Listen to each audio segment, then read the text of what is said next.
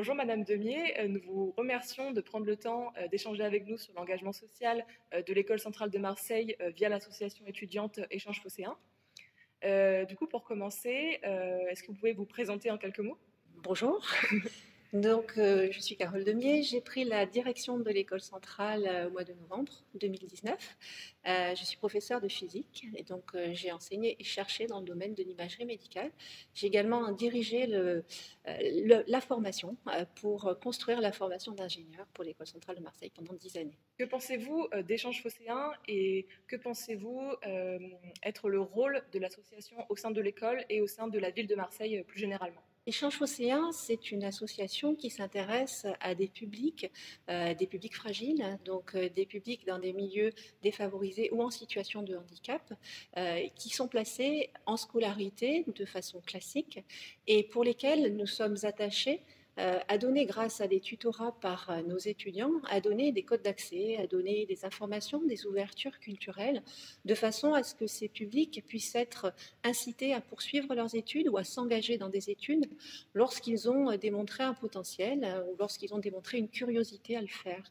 Ce dispositif permet de les engager, permet aussi de leur faire une ouverture culturelle, leur donner quelques codes pour notre société. Ils peuvent bénéficier chacun d'une centaine d'heures d'accompagnement. On touche comme cela à peu près 300 collégiens et lycéens. Donc c'est un dispositif qui est très dynamique. Et dans le cadre de Marseille, alors c'est particulièrement pertinent puisque Marseille, c'est une ville qui est singulière de par son clivage entre les différentes zones géographiques. Et s'intéresser aux questions d'égalité dans une ville comme Marseille, c'est un sujet qui est particulièrement pertinent. Pourquoi est-ce que c'est important pour une grande école d'ingénieurs telle que Centrale Marseille de s'engager sur un plan social précisément? De façon générale, toutes les grandes écoles sont engagées à justement s'investir sur ces sujets d'égalité des chances. Et on l'a vu récemment avec nos ministres qui nous ont incités à aller encore plus avant dans ces sujets pour engager l'enseignement supérieur sur ces thématiques. Alors, pour une grande école, c'est important aussi d'être engagé sur son territoire. Et Centrale Marseille se veut très active et très engagée d'un point de vue responsable sur son territoire. Et donc, dans cet esprit-là, s'intéresser à ces sujets d'égalité des chances, c'est un sujet qui est tout à fait naturel. Ce qu'il faut dire également, c'est que sur ce sujet de l'égalité des chances, c'est important pour une grande école, et en particulier une grande école comme Centrale Marseille, de se montrer innovant. On crée de l'innovation en permanence. L'innovation sociale, c'est également un sujet dont l'école s'est saisie.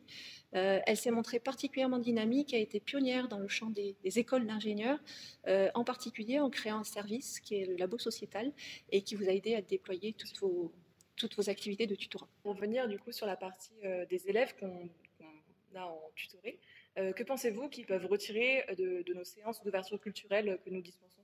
Alors, les élèves peuvent retirer des informations. Je pense qu'ils peuvent retirer des ouvertures à tous les niveaux de la culture.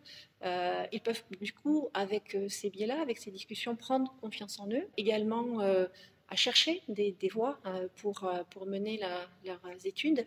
Et puis, ils peuvent compléter comme ça ce qui leur est apporté dans le cadre de leur formation, tout simplement, de leur scolarité, et très certainement arriver à donner un sens à leur scolarité. Donc, je pense que ça contribue, enfin vous contribuez par votre engagement à donner confiance à ce jeune public et certainement à enrichir ses possibles. Du point de vue plutôt de vos élèves donc, de Centrale Marseille, que pensez-vous qu'ils puissent apprendre et comprendre avec les tutorés que nous recevons?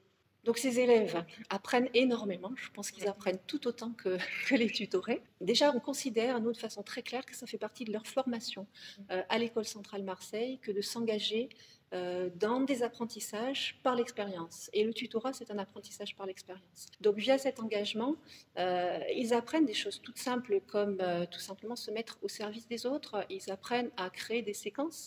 Donc je pense des séquences pédagogiques. Ils prennent confiance en eux, je pense aussi également. Je pense qu'ils apprennent aussi, ils découvrent les différences. Ça, c'est quelque chose qui me semble être très important. Et ils apprennent à aider. Et je pense que c'est aussi ce qui ressort, développer de l'empathie et développer de l'ouverture. Voilà, je pense qu'ils apprennent énormément. Ça fait très clairement partie de l'approche compétence que l'on développe à l'École centrale de Marseille. Et nous sommes très attachés, nous travaillons sur le sujet de la reconnaissance des activités associatives et des compétences développées dans le cadre des activités associatives. Et dans le cadre d'échanges phocéens, c'est des grandes qualités humaines qui sont évidemment développées. Pour parler un petit peu de la crise sanitaire que nous connaissons, selon vous, est-elle finalement un facteur d'aggravation des inégalités sociales et notamment dans le milieu de l'éducation? Je pense que oui, très clairement. Alors, c'est un révélateur d'inégalités. Par endroits, ça corrige aussi en donnant accès à des jeunes à d'autres dimensions, mais c'est quand même un grand révélateur d'inégalités. Ça a créé de grosses tensions en décrochant certains étudiants de leur scolarité, de leur milieu scolaire. Donc, je sais qu'Échange Phocéen s'est adapté pendant cette période un peu compliquée, a d'ailleurs sollicité de nombreux tuteurs, anciens tuteurs, et donc s'est déployé dans un format un petit peu différent en se mettant au service des jeunes en scolarité, en leur apportant des conseils, mais également du soutien scolaire de façon un peu atypique, mais s'est mis au service de ce public pour l'aider du mieux qu'il pouvait. Madame la directrice, je vous remercie de nous avoir accordé cette interview et nous vous remercions aussi de nous soutenir dans nos projets tout au long de l'année et dans les années à venir. Merci à vous. Bonne continuation via Échange Phocéen. Merci.